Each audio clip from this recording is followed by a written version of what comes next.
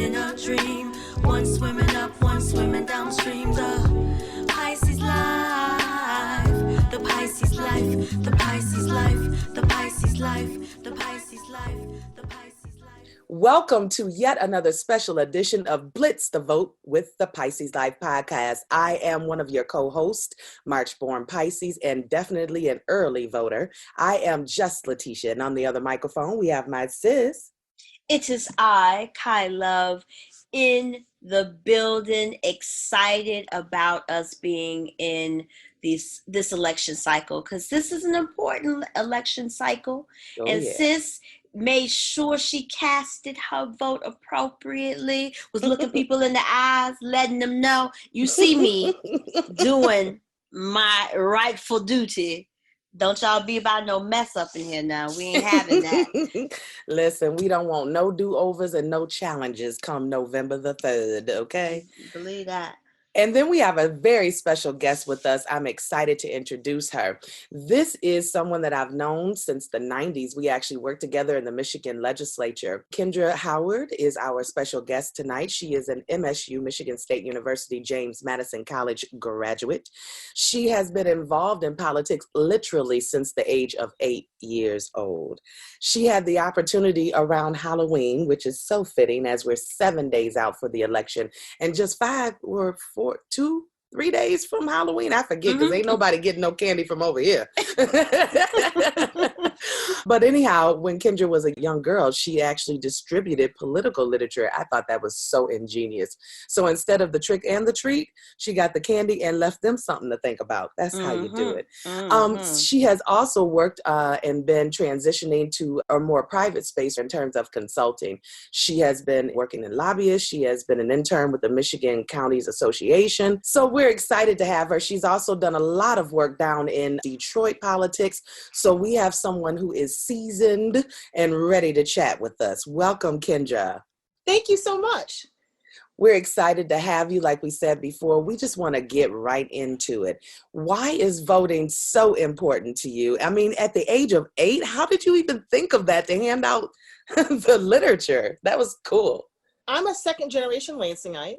Okay. And since my father was one of the first employees for the Michigan Civil Rights Commission, in fact, we talked about the Elliott Larson Act. He was the deputy director when that was gone through. So like many people, when you think of Detroit as the motor city, many people may want to realize that Lansing, this is one of our industries, is state government. So that is what it was. I lived in a somewhat a conservative neighborhood at the time. And I liked this Democrat, and this Democrat was pro-choice. And I didn't understand what that meant. I just knew that people were, that when he went to the door, people weren't going to like him. And that gentleman is the former Lansing Mayor, Dave Hollister. So what I did is he was a family friend, and I just took his lit when I went trick-or-treating, and I literally just dropped it off. When they gave me the candy, I just dropped it off because, again, if he wanted to knock on the door, they would shut it in his face. So. Yes. Wow, I love the strategy. And basically from that point on, from middle school to high school, I would do political stuff.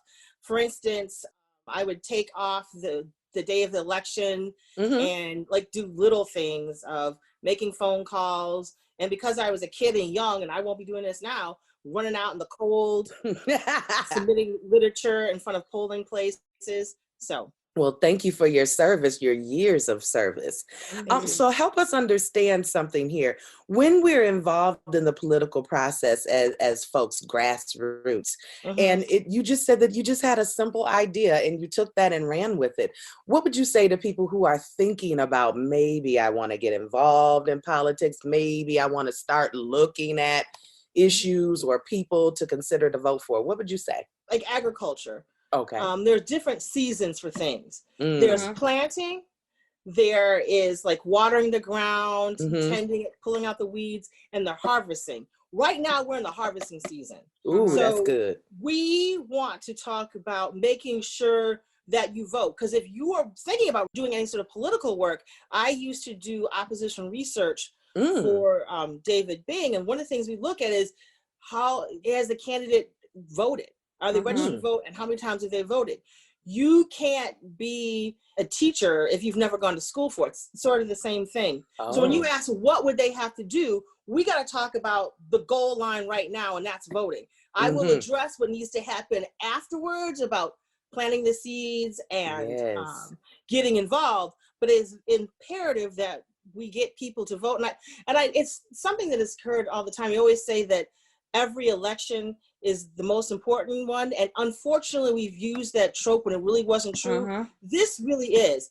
24 hours ago, the President of the United States confirmed, his nominee was confirmed by the Senate and has been sworn in. And sworn into the Supreme Court. And what that means is, even if the current president of the United States is no longer president, what he has done is he has set his legacy in stone for the Supreme Court. That could be very challenging. And that one of the reasons he was able to do that is because people didn't think it was important to vote. And I'm glad that both of you have said that you had voted already. Because we don't know. I mean, this is Michigan and this is 2020. We don't know if there's going to be a snowstorm. We don't know if there's going to be a heat wave. I don't know if there's going to be a hurricane. I just don't know. So in the years past, when we didn't have no excuse absentee voting, it was harder for us to do the vote. We have a Secretary of State who feels just the opposite. She has distributed absentee ballot applications and ballots throughout the state. And I have spoken to some city and township clerks who have record numbers of ballots already in. Nice. I think Bath said they were 50%. Meridian Township said they were 60%. And they were at 70% as of yesterday. So that means 70% of the Meridian Township residents, their ballot is already in there. Obviously, this is resonating because this is a pandemic. And again, this is 2020. We never know what we're going to have. And I do not want to avoid the question of what we need to do and how we need to do it at the grassroots. But right now, that's the planting season. That's picking up the seeds. All right. We have to make sure that not only we have people who are voting, that I know in some communities in other parts of the state, when they're having long lines, there is a famous chef. His name is Jose Andres. What he has done is he cares a lot about the restaurant industry, and he's blended the restaurant industry and parts of our economy that are struggling. So what he's done is he's raising money right now to take money and give it to Black and women and underrepresented restaurant owners. They cook in food trucks. They put the food trucks in long lines where people are voting. If you don't want to vote, you don't want to stay there and vote, you can get you some food. We've seen bands on the internet. We've seen entertainers. We have got to do all we can to have as many people vote, because we know that this administration is going to do everything in their power in the most marginal states to fight this. We talk about postmarks on ballots. For example, I don't know, this is kind of sad and bizarre. One of my dear friends has an 8-year-old daughter, excuse me, I want to give her an extra year. And her birthday was October 11th. I had a card and I put it in the mail on October 9th. And I put it in the East Lansing mailbox at the post office. I wanted to make sure she got it.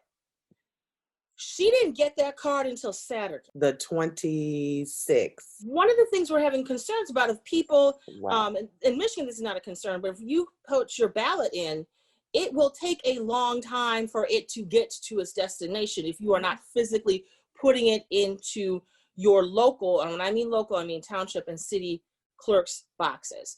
So I'm saying that to explain sort of the process of what is going on. That's very important. And we've had a guest on before that has emphasized those very same things in another segment where we do talk about the importance of the early voting and how it has been record numbers of people voting early. And also the importance of not mailing it by the USPS. At this point, we're 7 days out at the time of this recording. You really do need to take it to your township or an official ballot box drop off. And I don't mean to interrupt, but this is something that many people do not know. Many township and city clerks' offices are going to be open the weekend before the election, either that Saturday or that Sunday, or modified hours for both days. So Mhm. I would recommend, if you have not, you're busy during the week, look on your community's website, see if that Nice. clerk's office is open. Now, Letitia, I do want to get back to, I said all this, and I did not answer the question that you had asked me about how people need to get involved, politically involved. Many of us are passionate about something. Yes. For example, there are millennials who are very passionate about climate change because Yes. that's the reality they have. So I always tell people, if they want to get involved in the political process, it's quite easy. Identify what your passion is. Quite likely there are other people out there who have that same passion, and link up with them. I like Many that. organizations have a Get Out the Vote drive, so on and so forth. So we're going to pretend that this is December 5th, that the election has already happened. We're not going to talk about who we want to win, but the election has already happened. So if you were to ask me the same question, Kendra, what do we need to do politically? I would say either you're happy or you're sad. Doesn't matter which one it is. You need to identify what those passions are and link up with organizations who feel the same way you do and reach out to them. I also recommend to people, local elections matter. Reach out to your city council person, your mayor, your township supervisor, your township trustee. Most of them have email addresses, and simply say, my name is X. I live in your community. I will be watching you. You know, tell me a little bit about some of the things what things you care about in our community. So I would do that on the local level. I'd also, and they will quite likely respond because they probably don't get that many people who do such a thing like that. And I would also do that for your state representative and state senator. So that's a very long answer. But very well worth it. You gave us a lot of information to unpack there. And also some of this is second hearing for our listeners. We've been emphasizing it, but it does help it when, you know, we have someone such as your stature to come on and talk about this too, to support that message. So thank you for that.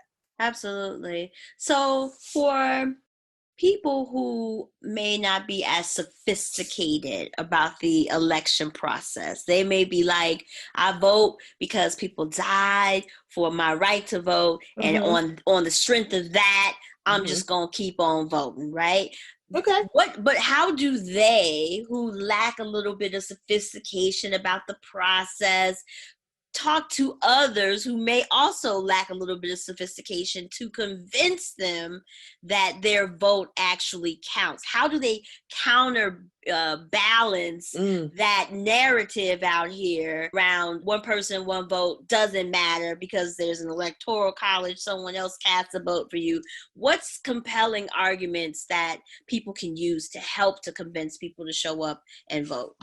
Well, depending on their age. We've had 2 elections in my immediate lifetime where it was a razor close election. One in 2000, and the last one, the presidential, I should say, and 2016. There are a host of, if you look, there are a host of local elections where they have had people come into office by 1 or 2 votes. Wow. So to say that you don't matter isn't true. It's not true. And if you see how much, I mean, I don't know about you, but I'm so tired of seeing these ads on TV and on radio and everything. People are not going to spend millions upon millions of dollars if they did not think that our vote was important. And it's very important. When you said sophisticated, I kind of laughed that I'm sophisticated, but in the ballot, this is the only time in life where everybody's the same. And right now, nobody's got the same weight. No one's got the same right, girl, not hair either. The only time is the vote. So if you want to be the same level as Idris Elba or The Rock or Barbara Streisand, everybody only gets 1 vote. So I would just remind people of how close it has been in our immediate lifetime. I don't want to go back into presidential history. Just in 2016, and in the state of Michigan, Trump won it by 2 votes per precinct. 2 votes per precinct. 2 votes per. So that's what I would say. And if someone who doesn't know that, I think that's the information I have. Second of all, just think about how our lives have been so different now than they were 2 or 4 years ago. Again, I want to go not just the top of the ticket. I want to go all the way down to the local elections. Potholes in your street, when we talk about interactions with the police, the prosecuting attorney is a local elected official. And that's on your ballot. Right. The mayor or the township supervisor is an elected official. They hire the chief of police. So if we talk about restorative justice and other aspects, we can't just look at the top, because we got to look all the way down. So that's what I would recommend. Now, I love that. Looking all the way down the ballot. There are a couple of important issues that are coming up on Michigan's ballot in particular. One of them that I had to do a little bit more research on was about allowing the search warrant process to apply not only to your physical domain, but to your electronic property. And so I'm concerned about that, because as you had mentioned earlier, as we look at the systems of justice, as we look at who we are electing, and the prosecuting attorneys within your cities, within your jurisdictions, are extremely important. They are the folks who are keeping the order of the sentencing, or if you will, or the order of I don't want to say punishment, but I guess that is what it is. But and that's why that's important. And look at what's happening in Louisville with Breonna Taylor. We know that there was some concern, rightfully so, and possible neglect, honestly. I don't know what the other word would be for it. But that particular grand jury was not instructed on the charges of murder and or homicide or anything criminally negligent, none of that. They were simply dealing with the issue of should they have knocked or no knock. That was it. And we have a real lack of understanding, I think, sometimes when it comes to the finesses of how these bills or how the legislature works to get the things that are enacted into our lives. I'm hoping, and now I said all that to say, can you talk to us about that, leaning on your legislative days when you were a policy analyst, and how much research goes into I think people just think that a state representative or your local elected official says, hey, I think I'm going to make a bill today because it sounds like a good idea.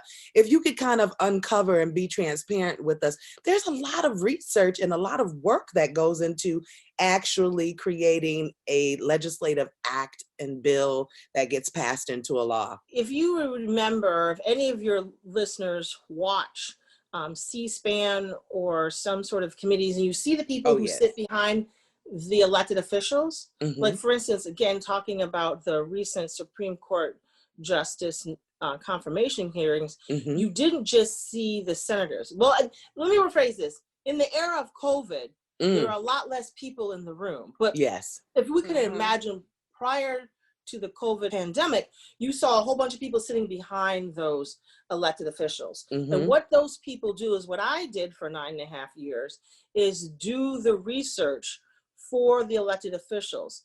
When you see them ask these pithy questions or have these great speeches, quite likely their staff has done it for them. When we talk about doing, so you asked about the legislative process. In the state of Michigan, this year, I believe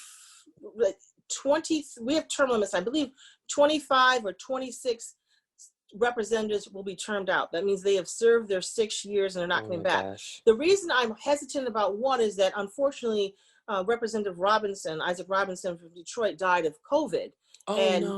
He died, I think, in April. And what they decided to do is just wait until this election to fill his seat between November and December, and then for the whole year. So to answer that question, at the beginning of the calendar year, every representative and every senator can introduce any piece of legislation on anything, and there's an unlimited amount. There are some people who only introduce one bill. There's some people who are chairs of the committee who introduce bills on numerous subjects. When you asked, like, what's the research that goes to be done? When I was in the House, I always said, let me go watch Dateline or 60 Minutes. Because what those shows would do is they would highlight what's going on in different states. And those representatives would go, you know what, if they're doing it in California was the one that just drove me nuts. If they're doing it in California or Idaho, we should do it in Michigan. And quite likely, their staff would have to look up what they're doing in California or in another state and see if it can compare to Michigan. For instance, I do know that every state has a different tax process. Yes. In some states, you can, the counties can levy taxes. In the state of Michigan, we can't. So if an elected official would see something on a TV show about how this one state's getting all this great money and we should do the same thing in Michigan, one of the things we'd have to do is see what they're doing, if and how it can be applied in Michigan. Well, I think that perhaps your listeners would be curious to know, State Representative from Lansing, Sarah Anthony, has introduced a bill that has been replicated in numerous states around the country. It's called the Crown Act. And what that would do is, if a Black woman could not be discriminated from hiring or keeping her job for wearing her hair, I should not say her, I take that back. A person cannot be prohibited from being hired, fired, or disciplined for the way they wear their hair in their natural state. Wow, we've heard of the Crown Act, but we didn't know that was a little caveat there. Thank you for sharing. Now, again, it's just been introduced. It's the Republicans are in the majority of both the House and the Senate in the state of Michigan. So the bill has not had a hearing. But the good news is quite likely, with the strong Democratic wave of experience in the state of Michigan, that the Democrats will either be tied because there's 110 seats in the Michigan legislature, or become the majority. And if that is the case, Lansing Sarah Anthony will probably introduce that bill again, and it will probably get a hearing. So that sort of answers the question about research, like how those ideas come about. And I think that, when you talk about how those ideas come about, when you do get that research done, sometimes you find out that it may not be a very good idea. Correct. I can remember when there was a conversation about the stand your ground law, Michigan versus Florida at the time, when Trayvon Martin and George Zimmerman, that whole issue. And I remember looking up both of the stand your ground statutes in the respective states, and they were almost word for word identical. So again, keeping track of the things that you are passionate about, listeners, keeping track of the people who are working on those things that you're passionate about, figuring out how you can do your small part. And believe you me, everybody does have a part to play. Within politics, I used to be a good telephone person, but now I don't have the patience. I used to be really good on the telephone, calling people, on behalf of the Democratic Party, and or calling people on behalf of our sorority. We also know that you're in another sorority, Alpha Kappa Alpha. And so we have respectively legacies with our organizations, Delta Sigma Theta for both of us, Kai and I. We have had our organizations who have been at the forefront of ensuring rights. I mean, since our founding and respectively. And so voting is something that we're not just walking. Today is not the time to kind of talk the talk unless you're going to walk the walk with this election. And that is something that I'm hoping that our listeners really continue to embrace. And if you don't mind, I would like to add a little piece of information for our listeners. There is a website called, I will confirm it, but I'm almost positive it's michiganlegislature.com or mileg.com or .gov. And what that is you can go there and they have all the pieces of legislation that have been introduced electronically from, I want to say 1998 to today. Oh, wow. And also by subject matter. So if you want to see, I want to look at every single bill that's been introduced by both in the Senate and the House of Representatives on civil rights. You go under subject, type on whatever you want, boom. They'll list every bill, what the bill does, who introduced it, and where it is in the process. Now, do they do that in plain language too? Yes. Because the hereas and the whithertos and the he-he's, that can kind of trip people up. But it is written in plain language, so it's accessible. Correct. Okay, very good. what I'll do is I'll send you the exact link. Okay. I just can't think of the name of the That's website okay. now. Right. And they have those types of sites in different areas as well. Here in Illinois, I know that there's a site that you can look on. And then there's also a couple of other kind of civic technology-based tools that do data scrapes and then kind of visualizes information to make it like plain, like you said, Letitia, for those who, you know, may see a spreadsheet and or a legal brief and eyes start crossing. Like, what does this all mean? Right. So my question is, even in this time, I still, and you said we're in the harvesting time, which I love. Yes. There's still opportunity for education. So there's a generation of voters that are coming after us. What do we say to them? What direction do we point them in? What's good resources for them in preparation for when they're of age and ready to cast their first vote? So are we talking about, I want to make sure, we're talking about like high schoolers, people who are too young to vote now? Correct. Yes. Now, I don't know this, and if you could please provide me some insight in the state of Illinois, but in Michigan, we have a requirement that every single high school student has to take a class called civics. I think that we're all about the same age. I think I'm oldest of all of us here, but there was this little cartoon, I am a bit. Right. It's exactly it. It was sort of like a mini civics lesson. So I don't know, in Illinois, do they have some sort of class that every high school student has to take upon graduation that teaches them about the government process? So it used to be back here in Illinois, in like as part of your 8th grade matriculation, you had to pass the Illinois Constitution test. And then as part of the high school curriculum, you have to pass the like federal government Constitution. But I am not sure. I haven't heard of that that high school requirement in such a long time. But I love the idea about civics because it speaks to like, you know, civic responsibility, like how the things around you became the things around you and why you're either bound by them or how you can help to change those. Well, one of the things I would do if I were a person under the age of 18 and could not vote, actually, again, I want to start at the local level. I don't think you could contact your state representative unless you lived in Springfield or in Lansing where they lived and say, look, I want to know who you are and what do you do, or some of the things you care about. But I think a local elected official would love to have a child, AKA a potential new voter to them, learn about government on a local level. They probably don't have much to do and would love to explain it. And it's a learning process to them. And as we go back to how we get involved in politics, the more you know, the more information can grow. So if we have these young people, I don't want to say children, although I am of a certain age. We aunties too. Right. I just turned 50 in August, so I got, you know, I have the right to call everybody children, I think. But I would ask the young people to again, to engage in the local level.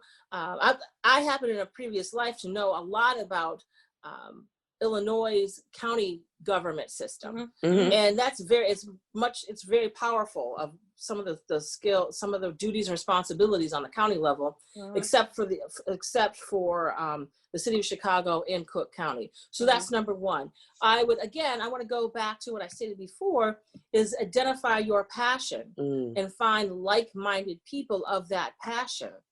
And many of those organizations take positions on legislative on the local, legislative on the state, or legislative on the federal level. So I'd encourage those young people to get as educated as much as you can about those issues. I love it. That's a great way to end this special segment of Blitz the Vote. There is room. There's room for you. Yes. Get to the table and get to the polls. There's room for you. Absolutely. This was very informative. I think that sometimes these processes are intimidating, and it causes people to just kind of sit in their, misunderstanding. Versus... Right, and I just think you should understand that. I think your listeners should understand that if people didn't care about the value of their vote, you wouldn't see all these ads. Mm-mm. I mean, you just wouldn't. Agreed. And it's not just about this moment. It's normally setting the stage for the future moments, which you know, if our presidential election cycle and leadership cycle is a 4-year cycle, there's a lot of damage that can be done in that short period of time. Just think about the 2 appointees that have come to our Supreme Court, the character of those people. Not just the Supreme Court. He's got a feeder system. Yes. He's got the appellate courts. I mean, the federal courts. He did it all throughout the line. Ugh, it's so and just sad. Think, the current justice is only 48 years old. If this is a lifetime appointment, you know, I don't plan on dying tomorrow. This is something else, a lifetime job. Have mercy. Well, we have certainly given you a lot to think about. We have given you a lot to continue to be encouraged about as well. Yes. Your vote counts. We emphasize that here. Join us and vote early. We still got 7 days. We are truly in the harvest. I like that. Not the home stretch. We in the harvest, honey. We in the harvest. We need to get these votes, and we are excited about what could happen. I'm trying my best to remain optimistic these last 7 days. I know what I want, and I know what I don't want. Okay? I'm tired now. I'm tired. So anyhow, again, we thank you for joining us, Ms. Kendra Howard. How can our listeners find you if they would like to connect with you? Sure. Maybe somebody out there is needing some political consultants, some organizing for your grassroots organization. How can they find you? My organization, my solo consulting firm is called Sector Connections. Don't look on the website right now because I'm in the process of rebuilding it. But my email address, and I will make sure that I'll send it to the co-host, is Kendra, Kendra, at Sector, singular, Sector Connections, plural.com. So it's Sector Connections.com. And the tagline is conceive, connect, cultivate. It's all about relationships. Another rationale I had for calling company Sector Connections is that I have experience in public, private, and nonprofit sectors and how those intersect. I love that. I love it. Well, I'm glad that our listeners will be able to connect with you if they need some help in the sectors. Right. And I used to be a lobbyist. I'm thinking about re-registering my lobbying license because in the state of Michigan, we had the 50 most influential lobbyists that were released, and none of them were Black women. And the list came out this weekend, and my phone blew up. Like, why weren't you on the list? I'm like, I wasn't on the list because I'm not registered right now. But because of that, and because people were so angry about that, I think I'm going to put that as part of my book of services. Yeah. So we need to circle back to you because I have lots of questions about the lobbyist space. I'm just intrigued by it. There's a former lobbyist here on his own radio network, Mace Jackson, formerly from WVON, and he's a former lobbyist. And just his stories about his lobby days and kind of like that, all of the politics behind how bills get paid, get made or sometimes paid. Especially in Illinois, it has just been really fascinating, and I would love to have another subsequent conversation about it. I would love that. We would definitely have you back. We've been kind of talking about having a convening of the aunties post-election so we can see how everything goes and all of that and kind of shake on out from there. So we'd love to have you back on to be a part of that. Great. One swimming up, one swimming downstream. The Pisces Life, the Pisces Life. Two fish living in a... I did a video today on Instagram about stress from the election. Do you have stress, Tish? Do you? Gosh. How are you managing your stress? Anytime a political commercial come on, I don't care who it is, what it's for, I turn the channel. Turn it off, mute it. As a matter of fact, nobody, I don't think, is paying attention to these ads that's on these streaming services and these apps. They are atrocious. And I have to stop. I also limit my conversations with people. I have a couple of people in my life who want to be ignorant, and I'm going to let them be ignorant. I will not entertain conversations about anything. There has not been one good thing that this man has done other than exposed evil, other than expose. It's been a year of exposure, now that's for sure. And under his administration, it has exposed really the deceit of how our election system works. We go through all of this 7 days from now, November the 3rd. You need to cast your vote if you haven't already done so. And we go through this, and then the secret college electorates are the ones who will cast that vote and decide the next president. And that is, we have to talk about so much in this country. We need to look at how we vote. We need to look at, do you need to be a Supreme Court justice for the rest of your life? Not if you a bad one. You don't need a life. Where else do you get a lifetime job where you can just be a lifetime wreck? Where you can destroy people's lives for the rest of yours? I mean, it's unreal. We need to talk about that. We need to also continue to talk about, boy, we got real hot when the country was on fire after George Floyd died. Oh, folks want inclusion programs, and we setting up offices of opportunities, and we're going to rewrite this. And all of that's dying down now. It's happening in little pockets, but we're not really ready. Some days I cannot believe that this is where we are. We're not really ready to talk about what that thing really is. Good old-fashioned systemic racism has touched everything. It's touched Hollywood. Look at Hollywood. Think about the last movies that have come out the last 7 years. 12 Years a Slave, Django, Harriet. Do you know that it still blows my mind that they wanted Julia Roberts to play Harriet Tubman in her biopic about her life. They asked a white woman to play a civil rights pioneer, trailblazing icon for freedom from slavery. Now, I love me some Julia Roberts. I do. Yeah, right. Ain't nothing wrong with her. But I'm sorry, not even the great Julia Roberts can carry off convincingly being Harriet Tubman. What type of foolishness? Girl. This, again, I feel like I'm being punked, sis. You know what's happening? I figured it out. What? I've figured it out. What? We had too much peach whiskey.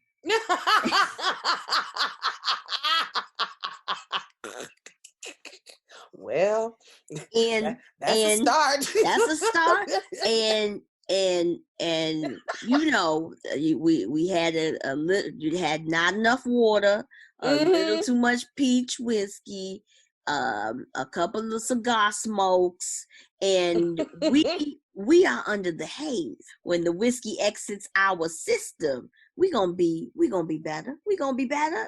This can't be real life. This has to be the after effects after a long night of drinking. It has to be. Has to be. We are hung all the way over. We hung over. That's Baby, what it is. it's a 4-year hangover here. Oh my goodness, you better believe that. But there is some encouraging news, sis. There is some encouraging news in all of this election.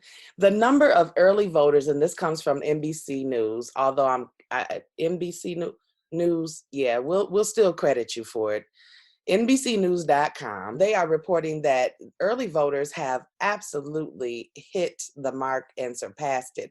90 to 100 million early voters could vote before November 3rd. I voted for the first time with absentee ballot. I loved that. I don't like standing in the line with people. It was very nice. And thanks to COVID-19, some of us who have never been eligible before to vote by mail or vote absentee were now eligible to vote. So, sis, this is roughly twice the number. 50 million people voted absentee ballot in 2016. This is significant for a number of reasons. Let's look at Pennsylvania, which tends to be a battleground state for why, who knows? I don't.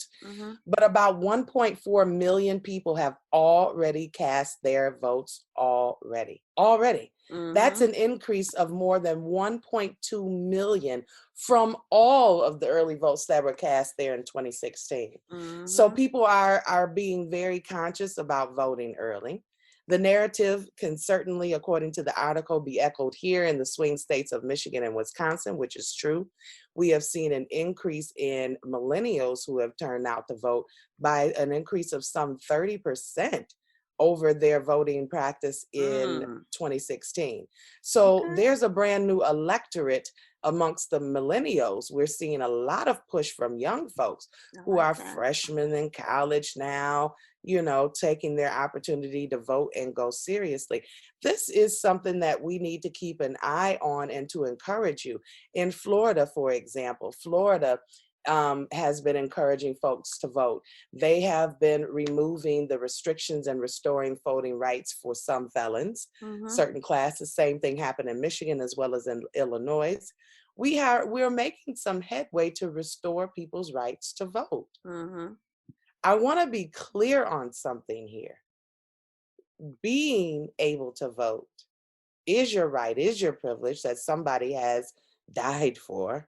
Yeah. I think people forget that there was actual bloodshed and lives lost over the right to vote.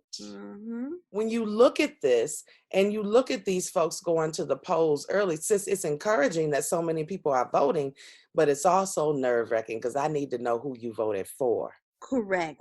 That's what makes me nervous. While you out there all in the situation, voting, and we gotta wait to see. And it's like, that's the part, because I don't want no surprises. I don't either. It's your right.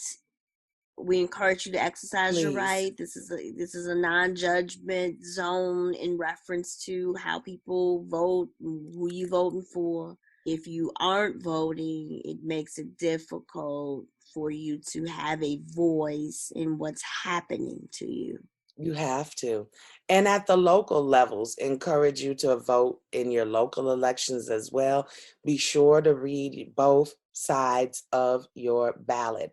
There may be ballot issues, so it's not just the names of the people, but also ballot issues. Be open enough and transparent enough with your close circle of friends to say, listen, what do you know about this candidate? I did that with a couple of my friends and sorors about judges. I wasn't really up on the judges. And so I had to do some research on this. I had to look at it. I had to see what was their position on some of the things that were important to me. And so I did that research. I've turned in my ballot. I know that it's been counted. For one, all the political calls and texts have stopped. Thank the Lord. If I would have known that would have got them off my phone, I would have turned in my ballot on 10 weeks ago, or whenever we could have first. But anyhow, I've got my ballot in, and we just really want to encourage you to vote and exercise due diligence in knowing who your candidates are. This is too important. I mean, you literally have to vote like your life depends on it, because it does. It really does. Your well-being, the quality of life, whether it's healthcare, this pre-existing condition situation. As an asthmatic, that makes me very nervous. Thank God I have good private healthcare insurance. But if these fools talk about making a universal healthcare system, and we got to get into a broken healthcare system already, that's not going to bode well for me. Universal healthcare systems are great, but ask people in Canada, when there's 100 approved knee replacement surgeries and you're patient 101. In a universal healthcare system, patient 101 does not get that new knee. No. It is rationed healthcare. Now, universal, meaning everybody get it or has the opportunity to get it. But you better hope you in the right number. Let's not even talk about that, sis. Like, you saw the 60 Minutes interview where she asked him, you know, you've been talking about health plan. Can I see the plan? And then they hand her a big stack of papers with no plan in it. It was the rouge, bury them in paper, and then we run away with the election, hopefully, is what they're thinking. It was ridiculous. And the book looks so stupid. It looks so stupid. It looked fake. It really did. There you go with your fake book. You making fake books. It looked like somebody down in the paper shop at the White House just stuck a hard cover around 2 reams of paper and said, here, they'll never know. He's the king of signing blank papers. We do know that. Oh yeah, he's the king of that. We've seen it. We have seen it. We got to stay informed. We've got to do our part. Encourage those that are voting for the first time. Somebody who voted for the first time this year, Shaquille O'Neal, our frat brother. Brother. Welcome to the party. I mean, people on one hand congratulate him. Other people on the other hand is like, what? Brother, we just glad. But he ain't the only one. He ain't, girl. Snoop just registered to vote. And that's the thing. It's like first time. Because you're rich, and that it doesn't affect. It's like that there's the. This got me so mad. I'm stuttering. They are rich, so I want to know how many percentage of rich people don't vote, and then because you are extremely poor, how many of them don't vote? Right. You know what I mean? Like because that's going to probably be the influential. Yeah. You know? I wonder if 50 Cent vote or if Ice Cube vote. That's all public information. I mean, I don't really care to look it up. But I wonder if they vote. Diddy admitted when he was doing Rock the Vote, he had never voted. Here he is, had a whole campaign on MTV, and he had never voted. Just too much. It's just too much. So, Pisces Life listeners, we want you to do your due diligence. That's what this is all about. Get passionate about seeing this country move together in a better way. Get passionate about protecting your democracy. Get passionate. Vote while you still can, because the way these fools is going. If you're a poll worker, that's great. We thank you. We appreciate you. There was a shortage that was needed. If you've been not knocking on doors anymore, but leaving things at people's doors. I used to have that job where you knock on the door and wait for the people. Sometimes you get cussed out on their front porch or not. Some people, it just depends. But, that has even really tremendously been hindered by COVID-19. But again, do your due diligence and exercise your right to vote, because this election is too critical. Where we go the next 4 years from here, sis, every time I think about we could have this fool again for another 4 years, I get the bubble guts. Like deep down in my stomach, I get the bubble guts. It's a time, and I'm just hoping. I am hoping. I really want Biden Harris. I really do, because I'm scared of another 4 years of this one. Ain't no time. If they give this fool another election, his ego is already out of control. The fact that he got in the first time, he would be more of a tyrant and a bigger fool. We wouldn't hear the end of it. Help me, sweet. Yeah. Ugh.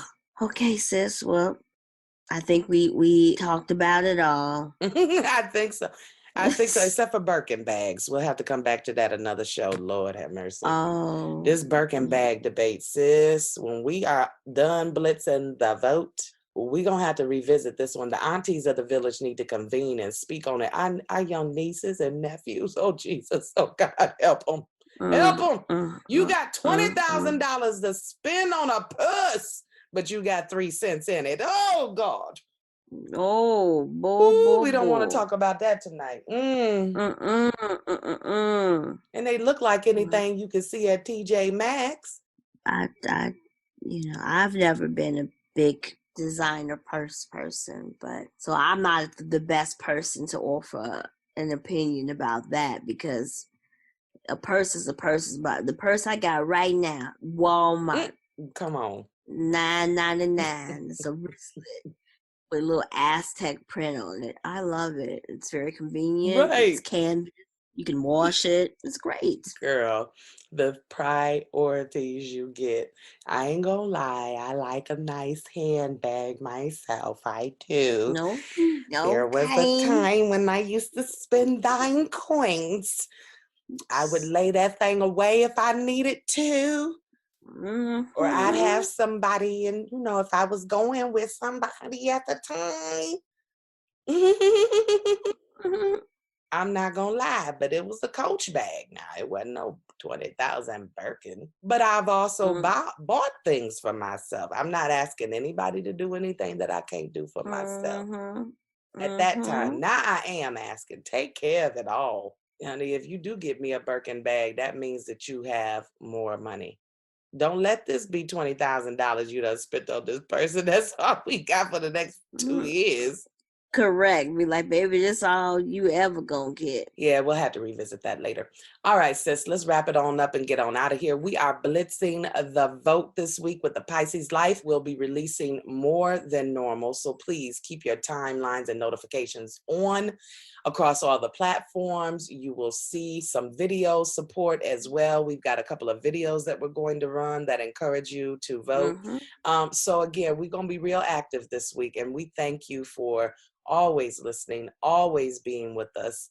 I tell you, if you're going to relaunch in the middle of a pandemic, you are the best audience to do that with. Thank you for embracing us. We appreciate you and love you. If you have questions, comments, or suggestions, you can send those to thepisceslife@gmail.com. We are on social media. On Instagram, we are The Pisces Life. On Twitter, we are Pisces Podcast, 2 words.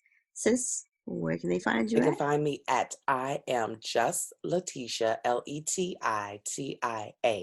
Already voted, already counted. Sis, if they are looking for you, where can they find you?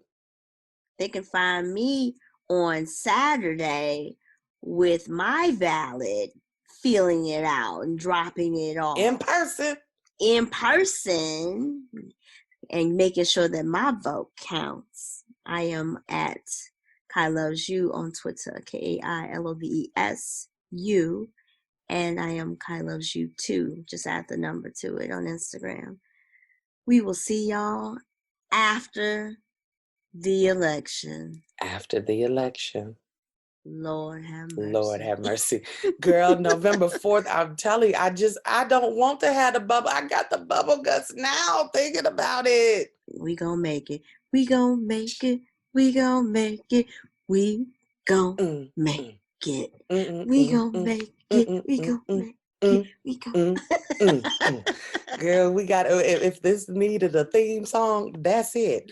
If your vote needed a theme song, that's it. That's it. Yeah. Put that with "We Shall Overcome" and lift every voice. We gon' make it. We gon' make it. Peace out. One swimming up, one swimming downstream.